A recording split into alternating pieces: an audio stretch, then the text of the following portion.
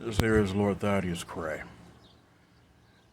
Sorry for the delay in me putting out content. I'm still dealing with a very sensitive tooth right now. I'm not dying like I was. They got me on antibiotics, but still, it's till I get that root canal done. I don't know what's going to happen. That's just kind of neither here nor there. So I'm just going to go and put this out there. Someone gave me a fairly decent little donation, and I want to thank them. I don't put names out there because it's just a matter of respect. But again, I want to say thank you once again. It was needed, actually. It was actually very useful. I'm just going to leave it at that. Thank you so much. Now, what am I going to talk about today? It's not a cryptid. It's something that's interesting, though. Something I've wanted to put out there for a while. It's about the Yuki Onna. Well, what exactly? And like, what the hell is that? You're probably wondering. It's a Japanese spirit. A lot of this has to do when it comes to a lot of the Eastern mindsets. A lot of spirits and entities, even Western, are literally the rebirth or incarnation of something that died tragically. Someone. This spirit, the Yuki Onna, is a creature that pretty much died a tragic death. Many times, young girls who may have been in a bad situation with their family. You have to understand that over there, especially during the feudal time of Japan, honor was a big thing. It still is. So basically, if someone if someone was shamed or they botched up somehow, it's not just them affected, it's their parents, their daughters, their brothers, their sisters, the entire family name. So believe me, it could have been anything. And marriage, of course, was a big thing and still is over there. So let's say a girl may have, maybe the child was illegitimate or whatever. She might go out and commit suicide, and many times, hell, look at the suicide forests. You know what I'm talking about. So anyway, the Yuki Onna is supposedly a spirit of a girl that died under unfavorable circumstances, or maybe even just out in the cold, and she died from the elements. So anyway, what exactly makes this thing so dangerous? Well, supposedly she appears, this girl, more than one, obviously.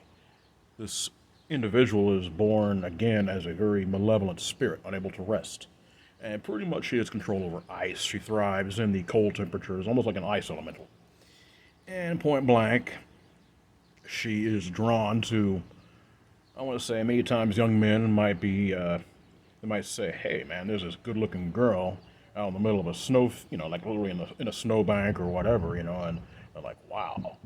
Of course, many young amorous men, I don't care what nationality you are, you're going to be thinking, not with your big head. So what happens? Point blank, the fella might be wanting to get some pleasurable time with her, and he finds out it's a little cold, and then of course he loses his blood and his soul and everything else. However, sometimes the Yuki Onna might like the fella that she comes in contact with, and she might actually disguise herself as a young maiden. And of course, he finds out what she is. She either is even if they have a child together, she might have to either leave or kill him. Let's leave it at this. This is just one little relationship situation, which, you're just left out in the cold. Yes, I know, that was a bad one. My God, that was a bad one. But in all seriousness, this one fascinates me because I have always been fascinated by Japanese mythology since I was a little boy. And the culture in itself. So I'm thinking, what would make something like this possible? Could something like this exist? I can't tell you. I wouldn't be surprised. I mean, hell, I've seen ghosts. I've seen things of both angelic and demonic origin, so I can't tell you. And to be honest, but would I be surprised? Not really. Could it be some kind of fallen being that is disguising itself as a legend? Yeah, of course. I mean, that's just neither here nor there. But I do believe that there is some truth to this, because many times it is possible for a soul, if they are damaged somehow, not to be able to move on. And that, I can tell you from experience, is very possible and probably very real. Now, I've talked with some folks who don't believe that, and I can respect that. Just my own experiences kind of made me broaden my worldview, to get my drift.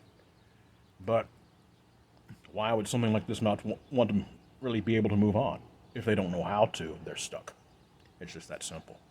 And there's a lot of energy when it comes to grief, pain, anger, resentment. even hatred. I mean, it's just a real nasty package. And sometimes that energy can anchor something here. Whether it be the souls left on and a template has been left here in this world, or as the soul itself. I don't know. But I do definitely believe the legends of such entities, there's definitely some truth to it. Again, I say this all the time. Behind every fantasy, there's a fact. That's just how it is. I want to put this out there because I do believe that this is very, very possible. I mean, just like the children, black-eyed kids, white-eyed kids, whatever. There's something definitely out there, and I believe the Yuki Onna is just one such example. I'm going to be going into a few Eastern slanted entities this next few bits of time that I turn out content. I figured that would be the best way to, really, I want to try to start something a little bit more original than just the stuff I've been doing. It's kind of, just kind of broaden things out a little bit, make things more interesting. So anyway, it's just very interesting to me. I mean, of course, there's been all kinds of video games, even anime, manga. There's bait that has had such a creature or entity in their telling. So I mean, to me, it's just something I figured put out there. I figured it was kind of neat and something a little different. And believe me, I like I like my body temperature above room temperature, okay? Much less below. If you get my drift. I want to put that out there. You guys know what I do. I have a new email. It is wesvic@iamdarkwaters.com. I am the producer for the Dark Waters Entertainment. If you guys have had a sighting, encounter, whatever, hit me up. I'll definitely make sure you get the chance to tell your story. You guys be blessed and be safe.